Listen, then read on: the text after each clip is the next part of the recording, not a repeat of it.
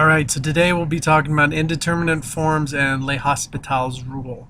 Okay, now indeterminate forms are when you get 0 over 0. So if you're finding a limit, if you remember when we talked about limits way at the beginning of this year, we definitely talked a lot about indeterminate forms, and we use solving limits analytically to do this stuff. Okay, now what we're going to talk about is L'Hopital's rule. So this is actually kind of like the accumulation from the beginning of this year to now. Okay, so indeterminate forms are when you get 0, 0, or 0 divided by 0, or infinity divided by infinity. Okay, so L'Hopital's rule is L'Hopital's rule is if you keep getting indeterminate forms, what you do is you differentiate the top, then you differentiate the bottom, so you do the derivative. Then you can substitute a for x and actually find the actual limit as it approaches that. So we may need to do some examples to actually find this out. So let me show you. Alright, so on this one right here, if we try to do direct substitution, we would get 1 plus 0 is 1, and square root of 1 is going to be 1, so 1 minus 1 is 0. But then if we put 0 down here, we'd get 0 in both spots. So that would be a problem where you would use L'Hopital's rule. Okay, so what you do is you do the derivative of the top. Well, obviously still we're doing the limit. So the limit as x approaches 0. Okay, so on the top, I'm going to be doing the derivative of both. So this is going to be 1/2 times 1 plus x all raised to the negative 1/2 power. Okay, and this is going to be over 1. Okay, so this is going to be another tool in your belt to actually find limits. Okay, now if you notice right now, if I start to plug in 0 right here, 0 plus 1 is 1, and the square root of 1, well, the square root, 1 over the square root of it, because remember this is reciprocal, is still going to be 1, so this is 1/2 divided by 1. So this whole thing actually turns into something pretty easy, 1/2. Okay, L'Hopital's rule is just amazing as it works.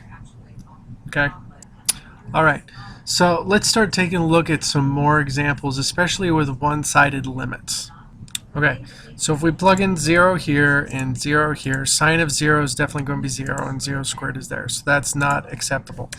So what I'm going to do is I'm going to do the same thing. So limit as x approaches 0 from the positive side, from the right side. Okay, I'm going to do the derivative, so this is going to be cosine of x over 2x. Simple as that. So the derivative top and the bottom. Okay, now here's the thing that you guys are probably seeing. You're going to say, oh wait, hold on, that's kind of weird. That's going to get me 1 over 0, which is not any type of thing.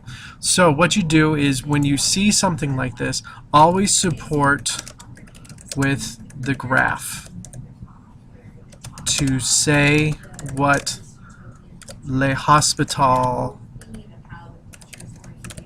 is not saying. Okay, so in other words, this is actually going to turn into infinity, because if you look at the graph of it's going to be tending towards infinity if we approach it from the right side. So that's the sided limits that we can actually use to actually help do this stuff. Okay, and the graphs are huge. If you're not using the graphs to say what L'Hopital is not saying, you're going to have some huge issues on this. Okay, so you need to be able to follow that stuff. Okay.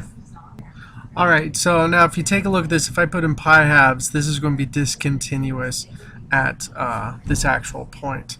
Okay, so if we start to look at the actual measurement of this, sometimes it might be, let's look at the actual graph and look at the approach from the left and the right hand.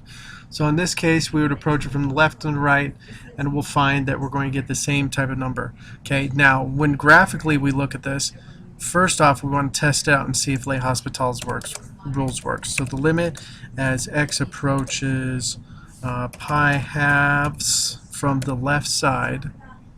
Okay. Alright, so that's hugely important right there. Alright, and then when we do the actual derivative of the top, it's going to be secant of x times tangent of x over secant squared of x. Okay? All right, and then when we actually plug in everything, oops, there we go. There's my equal sign. All right, and this is going to be the limit, and as you can see, once we start limiting this down and using some actual stuff, we're going to actually find that this is going to be the limit of sine of x. Okay, and sine of x is actually going to be, at pi halves, is going to be 1. Okay, because if you notice, these two are going to cancel out, and tangent over secant is going to simplify to sine of x. So the limit as x approaches pi halves from the left-hand side is going to be 1. And we support this by using the actual graph. We take a look at the graph just to answer the questions. And as you can see, when you go to the graph, you'll actually see that, oh, it does approach 1, and it actually works out. Okay? So please understand, when you're using this stuff, use both the graph and L'Hopital's rule in conjunction with each other to actually work with it, okay? That's it for L'Hopital's rule and the indeterminate form. I'll talk to you later. Bye.